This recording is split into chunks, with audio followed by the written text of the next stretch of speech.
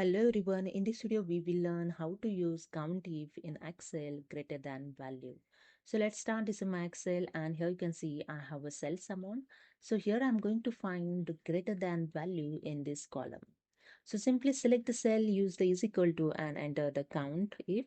So select here the Countif functions and select the range of data. So select here the first cell and use the shift control down arrow to select the entire range of column. After that, use the comma.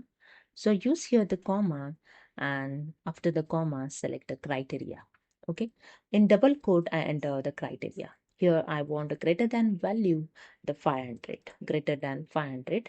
Again, use the double quote and bracket closed. Okay. So here going to count the greater than 500 values. So in this range, those are values is greater than 500. It will be count here. Okay. So just enter, and the 43 values are available in this range.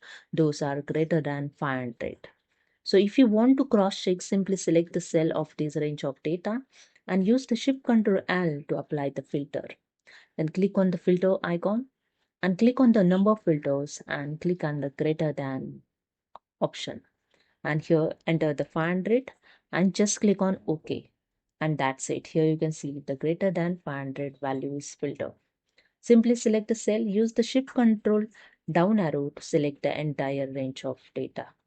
The 43 is a count, same as I calculated by using the counting 43. So you can see the 43 is count is available value. Those are greater than 500. Okay. Suppose I just double click here and I enter here the greater than 2000.